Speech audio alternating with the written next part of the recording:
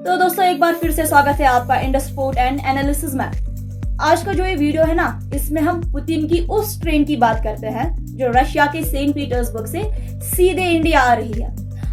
खैर देखिए, रशिया के साइबेरिया इलाके से ईरान होती हुई 2 ट्रेनें मुंबई के लिए आ रही है। ये पहला मौका है जब इतनी लंबी यात्रा करके रशिया से कोई ट्रेन इंडिया पहुंचेगी और ये जिस रूट का इस्तेमाल करेगी उसका नाम है international north south transport corridor, यानी कि INSTC। अब चलिए मैं आपको इस रास्ते की इंटरनेशनल इंपॉर्टेंस समझा देती हूँ और देखते हैं कि रशिया से आने वाली ये जो ट्रेन है ये इंडिया की सिचुएशन को कैसे सुधारने का पोटेंशियल रखती है।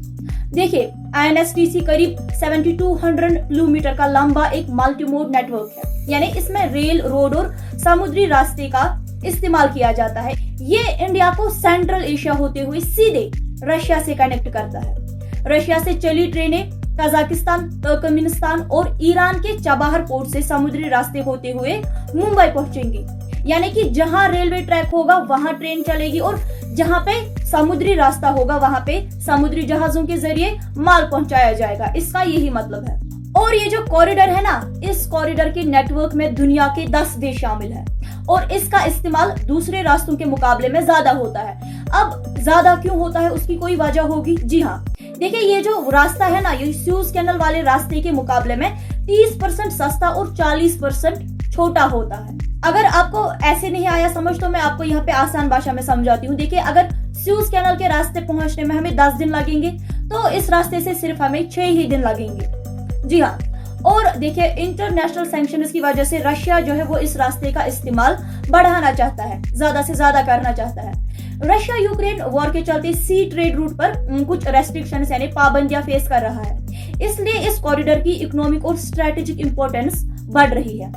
हाल ही में इंडिया ने ईरान के चाबहार पोर्ट की 10 साल के लिए मैनेजमेंट संभाल ली है, जो INSTC को बूस्ट करेगा और रीजनल कनेक्टिविटी को भी ये बदल के रख देगा। साथ ही इससे चाबहार पोर्ट का इस्तेमाल भी बढ़ेगा, जिसका मैनेजमेंट इस समय इंडिया के जिम्मे में है और हम उम्मीद करते हैं कि ये इंडिया के ट्रेड को रेवोल्यूशनाइज करेगा। ईरान, रशिया, अजरबैजान, बाल्टिक और नॉर्डिक कंट्रीज के साथ एफिशिएंट एक्सेस भी यहाँ पे हमें मिलेगा। जो INSTC है ना, इसको स्यूज कैनल का एक ऑल्टरनेटिव माना जाता है जो ग्लोबल ट्रेड का लगभग 12% हैंडल करता है। 1 मिलियन बैरल्स ऑयल और 8% लिक्विफाइड नेचुरल गैस रोजाना। लेकिन देखिए, स्यूज कैनल की वल्नरेबिलिटी दिखाई देती है। जैसे 2021 में आप मान लीजिए कि एक जहाज बीच में फंस गया था और कैनल को 6 दिन तक बंद किया गया, जिससे आप इमेजिन कीजिए कि रोजाना $9.6 बिलियन का ट्रेड इफेक्ट हुआ। ये कोई छोटी मोटी बात नहीं है। INSTC कॉरिडोर इंडिया के लिए एक जरूरी जियो स्ट्रेटेजिक टूल हो सकता है, जो इजराइल हमास कॉन्फ्लिक्ट और हौथी अटैक के दौरान सेंट्रल एशिया में अपनी ट्रेड के फुटप्रिंट्स को बढ़ाने में मदद करेगा।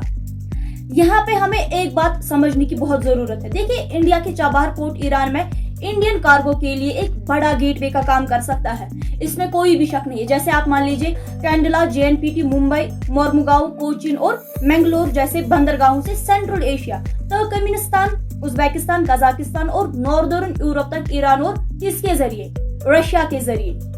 यहाँ पे देखिए INSTC रूट जो है ना, ये ट्रांजिट टाइम्स को 25 दिन तक कम करता है, 25 डेज तक, और फीड कॉस्ट्स को ये लगभग 30% तक कम करता है, जिससे energy, pharmaceuticals, information technology, health, agriculture, textiles, James और ज्वेलरी जैसे सेक्टर्स को आप मान लीजिए मतलब बेशुमार फायदा होता है।